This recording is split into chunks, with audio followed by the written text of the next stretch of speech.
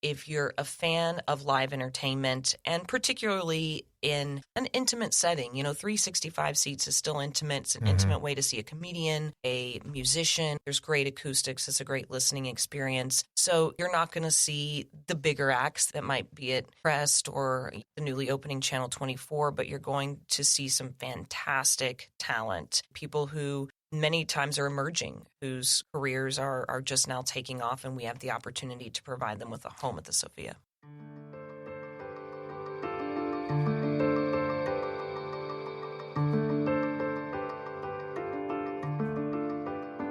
Welcome to the Nonprofit Podcast Network. Here, our purpose and passion are simple: to highlight the incredible nonprofits that make our communities stronger. Each episode is a chance for these organizations to tell their story in their words, sharing not just what they do, but why it matters to the people they serve, to their supporters, and to all of us who believe in the power of community. Through podcasting, we hope to amplify their voices, inspire connection, and give them one more tool to reach the hearts of donors, partners, and neighbors alike. This work is made possible through the generous support of our founding partners. CapTrust, offering fiduciary advice for endowments and foundations serving Sacramento, Roseville, and Folsom, and online at captrust.com.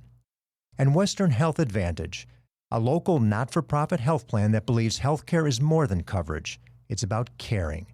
From supporting the American Heart Association to making arts and wellness accessible for all, Western Health Advantage truly delivers health care with heart. Learn more at westernhealth.com. I'm proud to welcome our newest partner, CORE, Executive Leadership and Comprehensive Support Services, working in it so you can work on it. Visit cxore.com.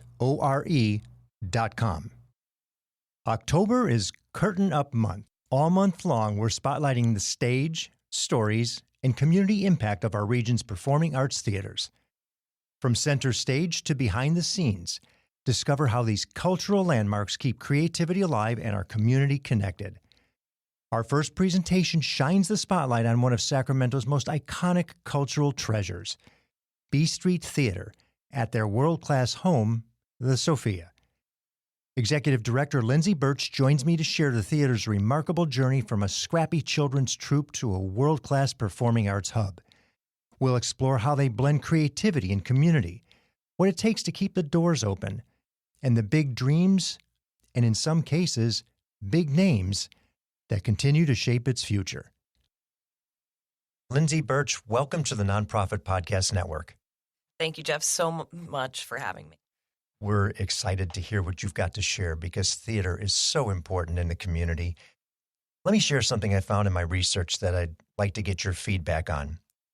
Regional theater in mid-sized U.S. markets is experiencing a period of dynamic evolution characterized by resilience, innovation, and a deepened commitment to community engagement. The challenges of recent years have prompted theaters to adapt creatively, ensuring their continued relevance and fostering stronger connections within their communities. What are your thoughts on that? Well, I think it's absolutely true. And one of the things I believe that B Street Theater has done very well since its inception is investing in the Sacramento community. And so in many ways, we sort of started on third base with that, while other larger theatrical organizations, or maybe even smaller ones, had maybe a distance from their community. We have always had a local staff, of course, but a local acting company, local artist that the audience and stakeholders have always felt very connected to. But we realized, having the Sophia is this incredible asset. We're so humbled and grateful to be stewards of it.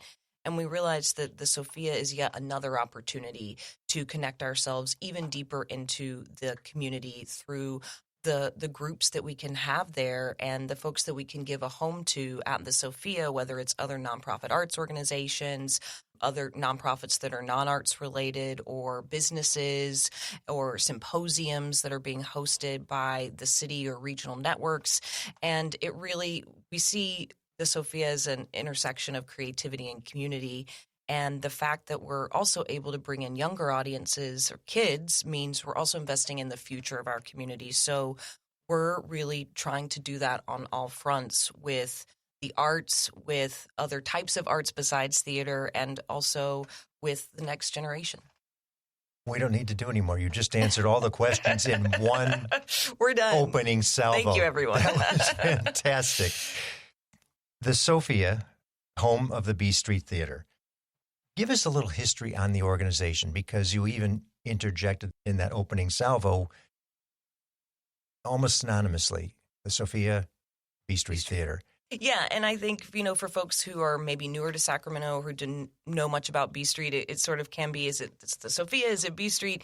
So I'm here to, uncover the mystery of it. But the B Street Theater was actually founded as fantasy theater for children by actor Tim Busfield in 1986. Shortly after its founding, his brother Buck came out, and they were working together on what was a touring theater for kids. So they would go into schools, cafegimatoriums, as we say, and they would put on about a 40-minute kind of bus and truck type of show for the children, ranging anywhere from the youngest grades to probably late middle school, early high school. And then they were also doing some public performances. Some folks might remember who are listening to this on the Delta King, yes, and at a few other venues in town. And that they had an apartment on H Street that they were operating out of for the, business, the booking of the schools, but there was no physical space. And after they were, of course, met with much success doing the tour, especially with having somebody like Tim and all these great actors that he had brought with him out to Sacramento, who are now people who have made their lives and homes here over almost the past 40 years. And they said, let's expand this. So they got the physical space of 2711 B Street, which many people remember, the intimate, scrappy, very, very well, black box theater by the railroad tracks where you could hear the train going yes, by.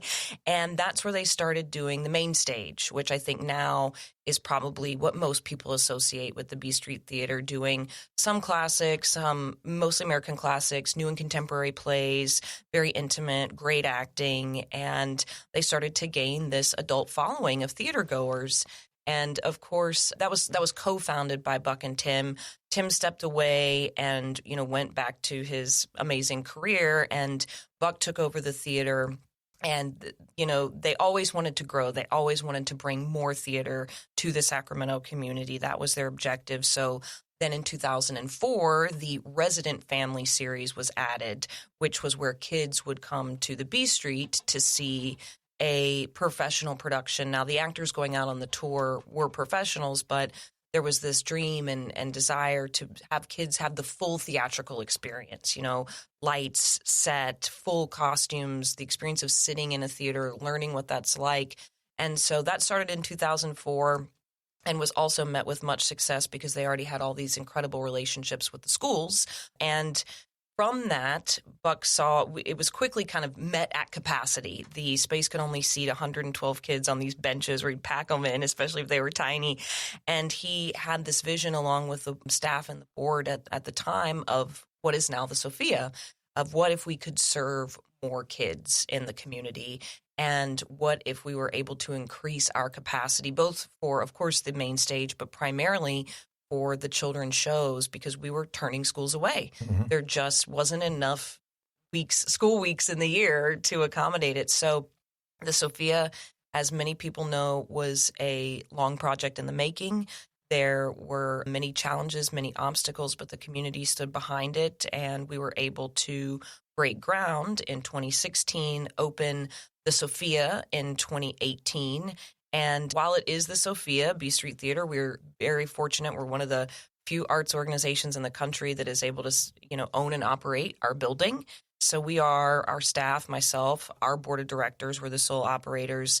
But the Sophia, of course, not only tripled the capacity of the children's series, went from 112 to 365 seats. Oh, my gosh. It was a big, big jump. But, of course, the main stage is now larger seating capacity.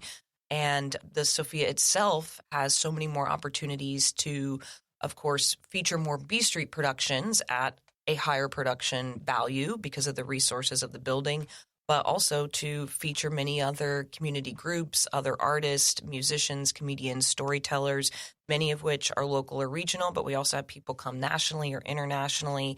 And I think on the whole, anybody who comes to Sacramento not familiar with, the Sophia or the art scene in general is blown away. They're blown away by the facility, how much the community believed in it, and how loyal and supportive the audiences are. And it was a labor of love by so many that everybody just continuously believed in that this would benefit Sacramento and help make Sacramento a better place to live and work. So we're incredibly fortunate. The Sophia is wonderful. Well, and the words you used, blown away. I think that's so true.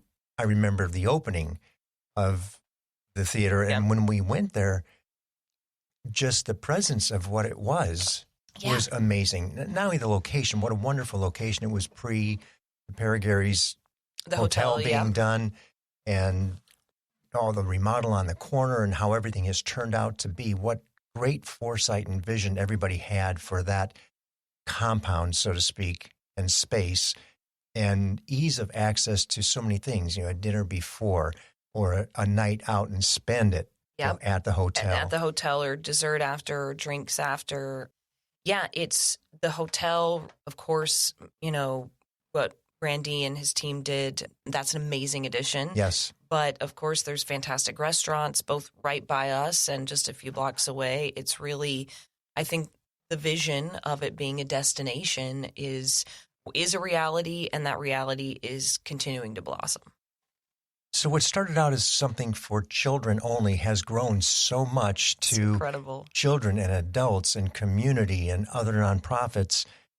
What can I expect as either a visitor or a resident in terms of the performances? Is it all local cast? Are there traveling shows? What ends up at the theater? Yeah, and you say that next year's our 40 years, so I'm really doing a lot of reflecting on everything that has been accomplished. But if you come to the Sophia, we like to say there's a bit of something for everybody, and so you can expect almost everything that you mentioned. What you're going to see on both the B Street main stage, which is primarily for adults, is going to be members of our acting company who. There's many kind of fan favorites and familiar faces there doing contemporary works, new plays, some adaptations of maybe classic titles that people are familiar with. I mean, you got Jeeves and Wooster behind me. Many folks know those stories. But the acting company is also going to be mixed with some new faces, and some of those faces are going to be local. And depending on the show, this upcoming production, Nosotros la Gente, is going to be somebody's from Boston, someone else is from Atlanta, someone's from LA. So it is a mixture, but most often there'll be 1 to 2 familiar faces of Sacramento actors, and same for the family series. And on that series, you're going to see the same professional actors that you would see on our main stage. We really are committed to it not feeling lesser than, because it's for younger audiences. It's for all audiences. And there's many adults who subscribe only to the family series because they like the content. It feels more wholesome maybe or familiar. And those are going to be largely, they're also going to be new works, but there'll be a lot of familiarity there with adaptations, profiles of historic figures or historic events. Coming up next is our adaptation of the Hardy Boys, which is very familiar to many of our audience members on the main stage. And so I have to make clear for everybody, we're recording this in 2025 March. So coming up next may be different when you listen to it. That's true. It might be different. It's giving you the scope. It's giving you the scope. It will be coming up in the fall. It'll be Never Fear Shakespeare. So you can see that in those productions, they're some of my favorites because watching the kids watch the shows is incredible, but also watching the adults see the wonder and the magic of theater, I think almost through a kid's eyes, is really enjoyable. And outside of the theater, for instance, we have a storytelling series, which is curated by local comedian and producer Keith Lowell Jensen. So that happens the last day of every month. You're going to see some local faces. You're going to see folks who maybe got their start in Sacramento and now are having great success other places. See the Sacramento Ballet. They were just there last weekend, and they'll be back for Beer and Ballet. We have another local dance company there this weekend. And then last month we had Alton, all the way from Ireland. So there's so much variety. It's a wide variety. And my joke is it's your one-stop shop for entertainment. You never have to go anywhere else. And, of course, that is our joke. But in many ways, if you're a fan of live entertainment, and particularly in a high quality space, as you mentioned, and an intimate setting, 365 seats is still intimate. It's an intimate way to see a comedian, a musician, so we have some virtuosic musicians come through there's great acoustics. It's a great listening experience. So, you're not going to see the bigger acts that might be at Crest or, the newly opening Channel 24, but you're going to see some fantastic talent in an intimate setting, and people who many times are emerging, whose careers are just now taking off, and we have the opportunity to provide them with a home at the Sophia. Well, isn't it great that we have a place for these sorts of talent to provide their service for us to benefit? It's just something that I think makes a statement for Sacramento that people typically get lost on all the other stuff. Yes, it does. And it's incredible. The community really comes out to support these events. And I think in many ways, the sort of brand of the B Street Theater, which was based on unfamiliar titles, right? I mean, we weren't doing Shakespeare. We weren't doing, Tennessee Williams' entire canon, for example. So there were unknown titles of plays, and people came because they trusted the experience. And that is something we've been working to and translate to the Sophia out beyond just theater is trust that we're curating, we're working with amazing talent across the board, and come and have a great experience. You talked about some of the collaborative efforts in the opening monologue piece. Tell me a little bit about the organizations that you do. Obviously, the schools and the children are really involved, but it's much more than that, because I've been to the Sophia for events that are non-theatrical. How do you do that in the community? Who are some of the organizations that you see that engage with you in different ways other than just performances? Yeah, well, and yes, there's many who do perform. As I mentioned, Sacramento Ballet has a residency, Teatro Nahual has a residency, Sacramento Contemporary Dance Theater, who's there this weekend, has a residency, but it's not just performance-based. We work with Hope Cooperative, which is a fantastic charity that works with the unhoused community. We've done an episode with them. Oh, fantastic. They're amazing. 2, actually. They're incredible. They do their fundraiser at the theater. We, on the business side of the community, we work with Midtown Association and the Metro Chamber, Leadership Sacramento, to provide spaces for some of their networking events and their conferences. Of which you are a fellow, correct? I am, yes, as a graduate of the ill-fated class of 2020. But but it's an amazing program, and the Chamber's a fantastic organization. And, we work with SVP on their philanthropic. Sacramento Venture Philanthropists. Yes, thank you. Brad Squires Group. And they have, they help organizations build their philanthropic reach and skills with, I think maybe the most known is the Fast Pitch. Yes. And I was fortunate enough to be a judge last year. Oh my And gosh. I got that whole backstage experience of the theater. What a blast that was. It's amazing. And it's so, just to kind of side note on that, it's so funny when we have musicians who are, used to, or comedians especially, who are used to playing bars and things like that. And they see backstage at the Sophia, and it's like a palace to them. Yes. It's really a fun experience. But so Fast Pitch is there. We work with the Regional Foundation. We had the Philanthropic Summit. We had the Metro Edge Summit, as I mentioned.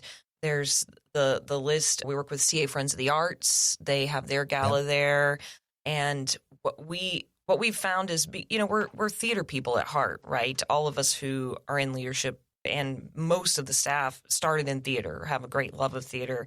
And I think people like being at the Sophia because, of course, it is a wonderful venue, but we're theater people are make it happen type of people.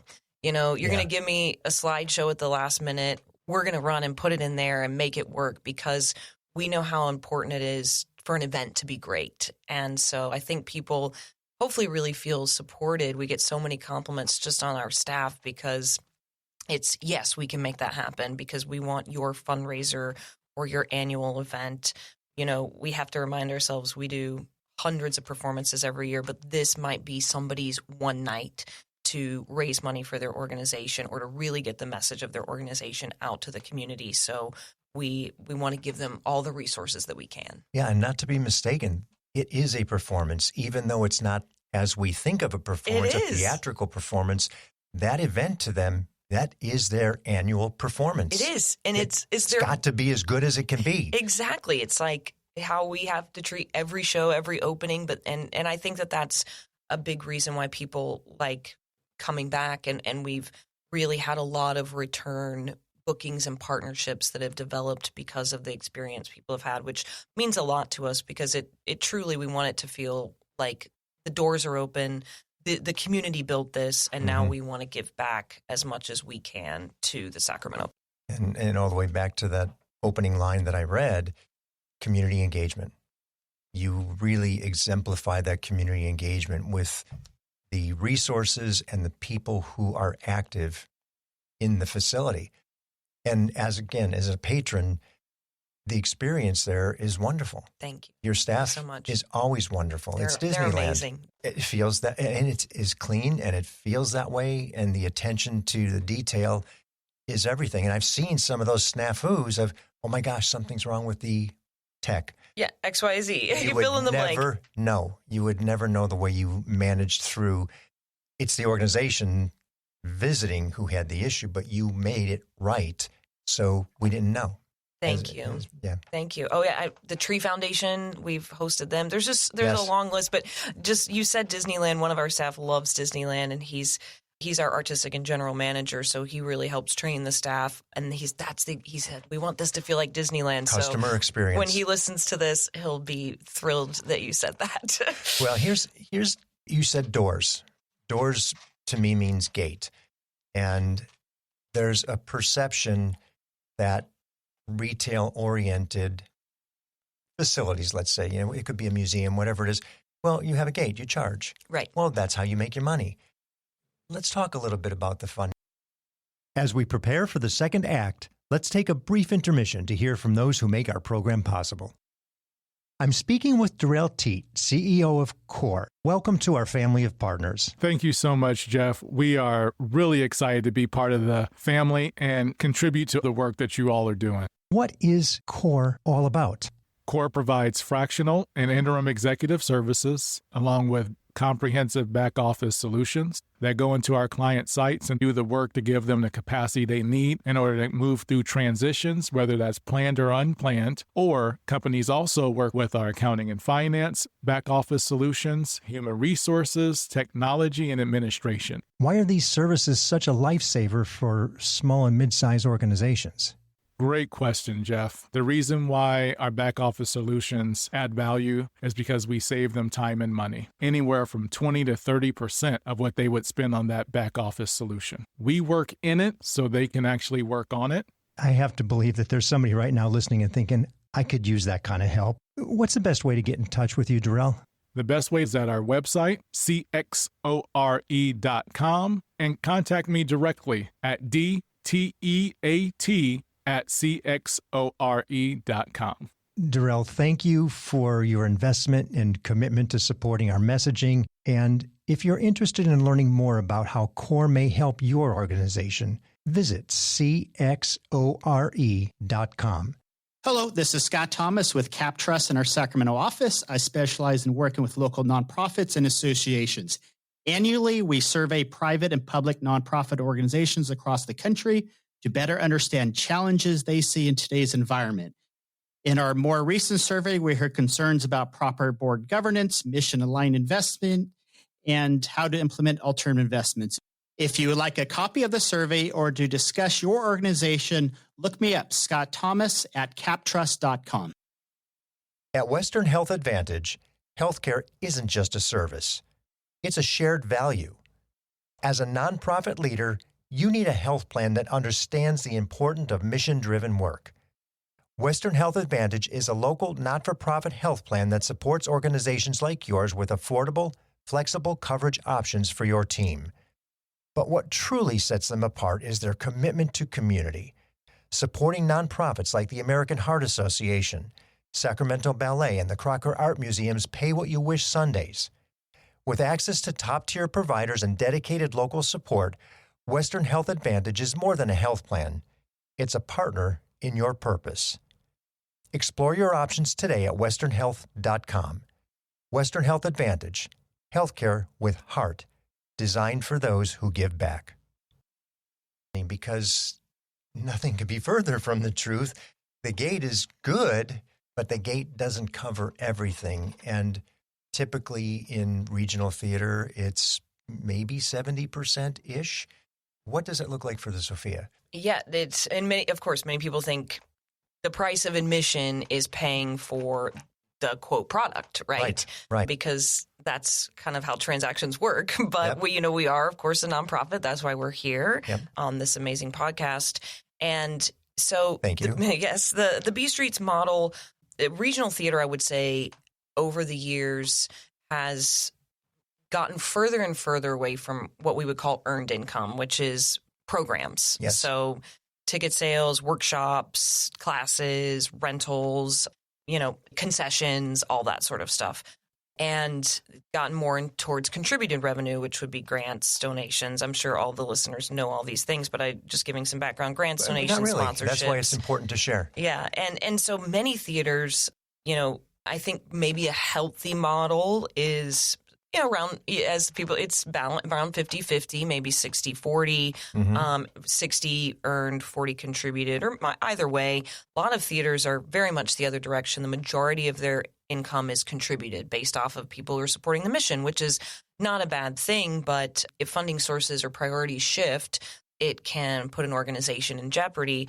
B Street has, been almost so solely reliant on earned income in the past. I think at the old facility, former location, it was close to 80-20 almost, with the capital campaign being taken out of it. That was, of course, restricted funds. And I was going to say, from the old facility, the maintenance was far different than it is today. Yeah, and the SMUD bill was far different than it is today. Imagine. And so we've shifted. It is, I think we're around, 65-35. We're working to get towards a more balanced ratio. We would like to be 60-40 in terms of our contributed revenue. We do have significantly higher contributed revenue goals at the Sophia because, we just did a strategic plan. We went through a wonderful strategic planning process with our staff and acting company and board and a consultant who is the founder of a theater in Minneapolis. And we determined that, you do the SWOT analysis. Yes. And one of our strengths was accessibility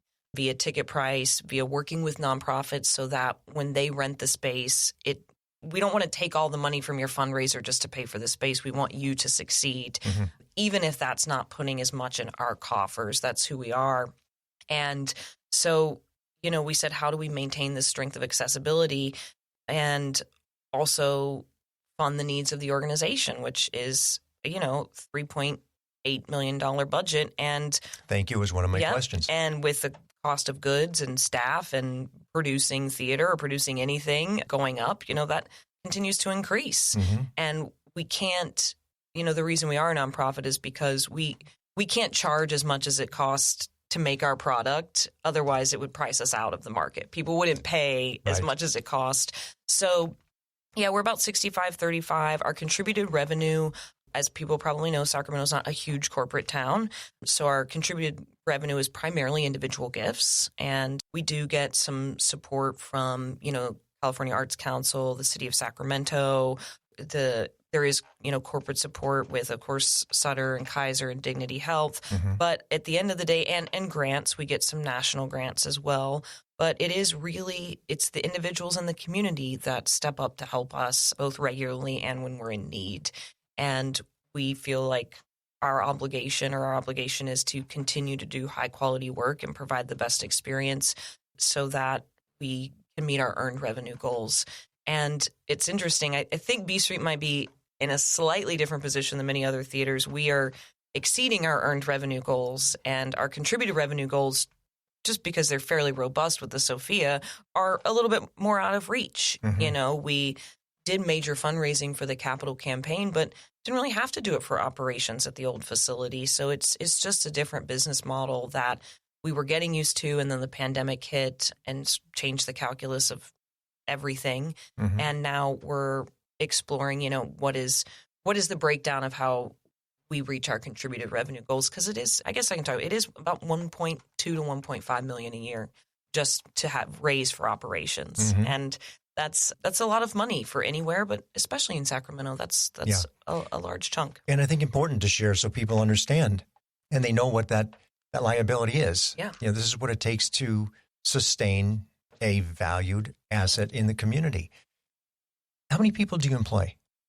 Yeah, so I saw this question. I was thinking about it. So we have about, if you count staff on all sides of it, we have about 25 full-time staff. Okay.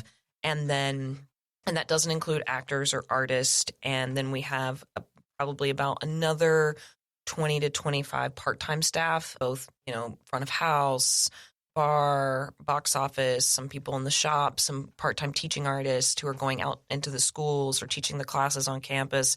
And then, the artistic teams are that could be, a small show or a big show. Ebbs and flows with the size of the show. Exactly. And the time of the season, like, for instance, right now, we're getting ready to go into rehearsal first week of April for 2 productions. So our payroll kind of balloons at that time. Yeah. So at any given time, there could be 60 or so or more people, making their living at the B Street, which I think is fantastic. Yeah. And, that's not including the musicians or the rentals that are coming through. And it's a performance-based rental, they're getting a check for their ticket sales and the artist is getting supported for what they did. So I always am just amazed. I was at the old space. And so I remember when it was like myself and 4 other people who worked there, Buck and Jerry and a couple of other folks, and then people in the box office and the actors, and that was it, and the interns. And now it's just such a robust, incredible team of staff and artists, and a lot of money flowing through the organization. It's a large operation. It is, and it's a lot of juggling too, because you have this variable payroll.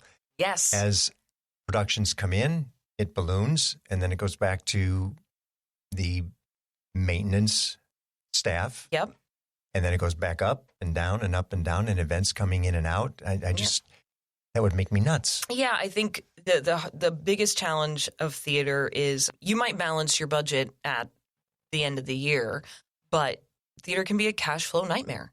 And theater is a very front-loaded art form, right? You're investing in the rehearsal time, building the set, the costumes, the props, the designers who are working on their designs. Before, you have your subscribers and their money has come in, but before you really hit word of mouth and the show gets buzz and really starts selling.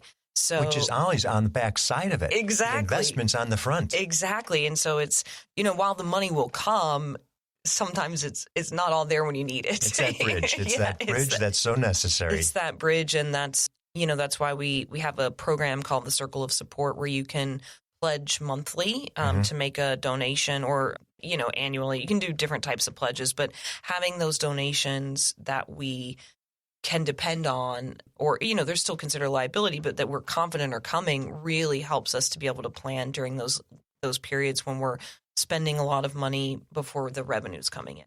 Back to the clarification that comes up so often.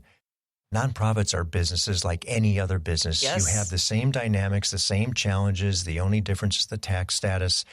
And you have to manage it like a business and run it like a business. You do. And you do. Thank you. And you've learned that. Thank you. Let's take a minute to dream for a second. What would it look like? I walk in, Lyndsay, I've got a blank check for you. If you give me a reasonable presentation of what this could be, what would you do with this blank check? What would the Sophia look like if you had this unlimited opportunity to invest in it?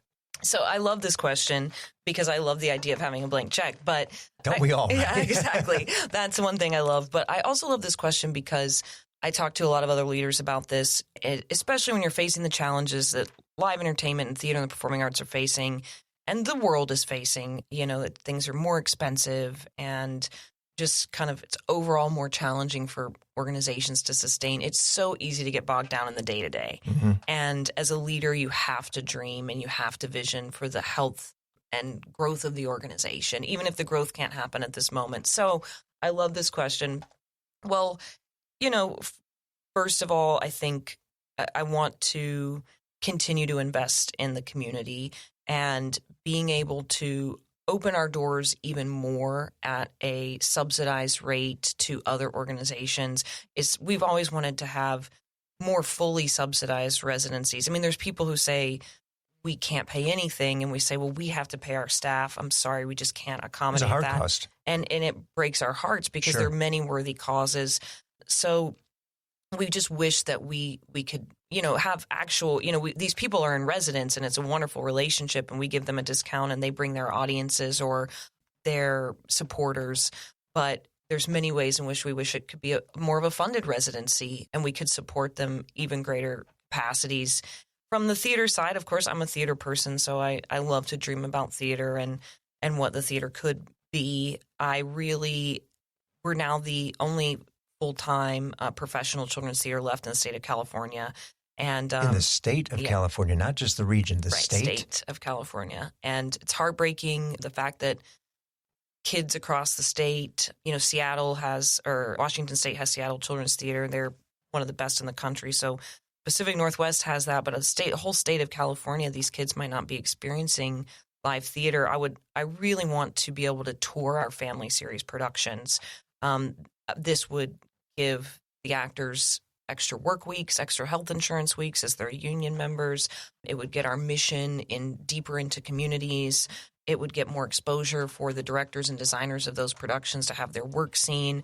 So it would be beneficial on all accounts. There's the challenges. There's a lot of infrastructure costs associated with doing that. And, our primary financial and focus and bandwidth focus has to be on the Sophia.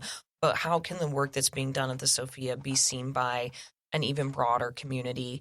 And so literally taking it on the road and kind of going back to the roots of the organization, but the reason the family series was started, as I mentioned, was to expose them to the full theater experience. And what if we could take that on the road and wow these kids in other parts of the state or maybe other parts of the country, who knows? Silly one, but I want to pay people more. I want to pay staff more. I want to pay artists more. And I want them to be able to have benefits that they could get at maybe a larger theater company, but maybe even not in a different industry, because we have such an incredible team, and they're not there for the money. They're there for the love of the mission and the passion, organization. Yes. And there's been so much loyalty. People who have been with us for decades and decades. And it's, we try to reward people with as many opportunities as we can, but it'd be nice to just say thank you and here's some more. And then finally, this was a dream that was kind of tossed around when the Sophia was being built. I mean, there wasn't the money for it, and nor is there now. Well, no, it's a blank check, remember? Yeah, it's a blank check. That's the question I'm answering. But there was this talk we talked about, and I dream about this bridge. We were right across the street from Sutter Health, and they were instrumental in donating the land and supporting us financially to build the Sophia. And we go into the children's hospital, and we do workshops inside the hospital with the kids about playwriting and self-expression. It's a wonderful program that we do with them. But I've just dreamed about what if there was a climate-controlled bridge that connected us, where the kids could actually come over and somehow watch family series in a climate-controlled little room that's almost like a stage manager's booth, but actually that literally connects to the hospital, to the facility, because you're just a block and a half away from each other. Yeah, and even people who are at the hospital could just, I'd really just like to take a moment away from visiting my loved one and just walk over and see some theater or some music, take their kid, maybe they're visiting a sick sibling or something, take the other kid and say, let's just go take our mind off of it for what we're going through for a bit. And I think that would be really wonderful. And so I do that with the blank check. And then we do a lot of new work, and we support a lot of playwrights. We have our New Comedies Festival, which is becoming nationally known in terms of the work that we're doing. And I want that to be like the Humana Festival of New Plays and Actors Theater of Louisville. I want to be fully producing these plays. I want to champion these playwrights across the country that are getting many of them getting their professional start here in Sacramento. So I would do a lot of things with this check, but it would all be good things. No, and I love that. Yeah. And hopefully we have a contractor listening or a contractor vendor listening. And they go, well, yeah, we can make that happen. Exactly. That bridge that's simple. That's just a construction project, and it's done and over with. Exactly. It's just a construction project. We already did one. Yeah, one of our board members says, I just need a billionaire to believe in me. I could do a lot of good. Right. And that's how I feel. And we have a few of those around town. Yeah, and they might be listening. Go back to reality. Yes. What's the greatest need? Yes. This is a good question, and it's a bit, of course, operational needs. It's very expensive to operate. It was always expensive to operate the Sophia. And so those unrestricted funds. Unrestricted funds, but one of these things that is encumbering the mission of the B Street Theater and therefore of the Sophia is we have a large amount of facility debt that we do own our space. We have a mortgage, like probably many homeowners listening. Probably at a better interest rate than it is today, though. It is. It is better. It's not as good as we want it to be. Never comfortable. Yes, never comfortable. It's never low enough, right? Right. But we do have a mortgage, and it is substantial. It's our payments. It's sitting at around $11.5 million, and our payments are $66,000 a month, which is, for those who maybe don't have a full context, is basically an annual salary for a full-time person, at least in a lot of theater organizations, maybe not management. So there's 12 people right there. There's 12 people right there. Even if you didn't spend it all, that could be 6 people. Or paying the people that we have a little bit more.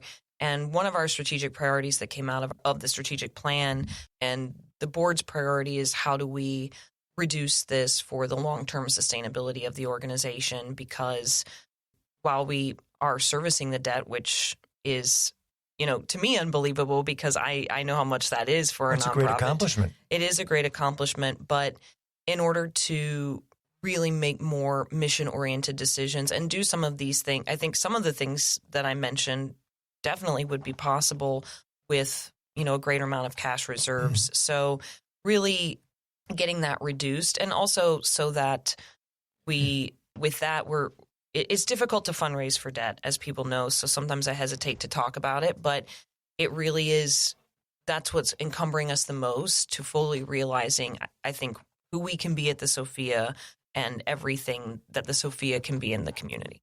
Again, back to those who are listening. Yes. There it is. You just shared it all.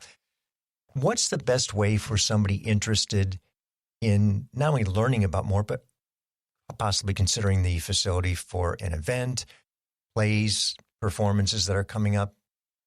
Where do they go? Yeah, so the best way is our website, bstreettheater.org, all spelled out. Our box office is open 6 days a week, and we still have people that answer the phones. Oh, my gosh. I know. It was one of Buck's things, and it's now become one of my things because I just I lose my mind when I get stuck in those phone trees. So we still have people that will answer the phone and talk to you if you want some recommendations, and we'll get you can submit a rental inquiry on the website, but you can also just give us a call. And again, we're open 6 days a week. So if you're having lunch at Cafe Bernardo or T-Bar somewhere and you want to stop by and grab some flyers and check out what's happening, we love to just have people, even seeing the lobby of the space. I think people say, I didn't. That's one of our biggest things too. You just tell, if you're listening and you love the B Street, love the Sophia, tell people about it, because people are still learning. I didn't know this was here. Yes. I didn't know this was in our community. And so, with limited marketing resources. 10 years later. Yeah, 10 years. And it's still novel. Yeah, it's still novel, which is great. Yes. We're still capitalizing on that, but just spreading word of mouth. We don't have unlimited marketing dollars or branding dollars to be on every billboard, but we have, I think, a lot of goodwill within the community, and those folks share and say, go see a B Street play or go to the Sophia. It's a great experience. Well, and I'm looking at the website behind us. Is there an opportunity on that website as well? You have a newsletter or to get updates on plays and performances that are coming up? Yes. So I think when you first go to the page, maybe there's a pop-up that comes. Oh, sorry. That's You're okay. talking like there's a pop-up that comes up. But if not, you can go to the show page and sign up. Perfect. Lyndsay, what you represent, the number of years you've been involved with it, just the intellectual and experiential equity that you've got with the theater, the nuance of all that it takes in Sacramento to happen. You've seen so much over the course of your time with it. You don't look capable of being there for the duration. And not to mention what that duration has looked like in the ebbs and flows of the community. I mean, we had the recession and we've had COVID and the things that really impact so much of what happens in any, regional space. But what you've been able to do, what you have built, what you and your team represent for Sacramento, it is a valued treasure. Thank you so much. And it's an iconic space. And we appreciate and thank everything you do.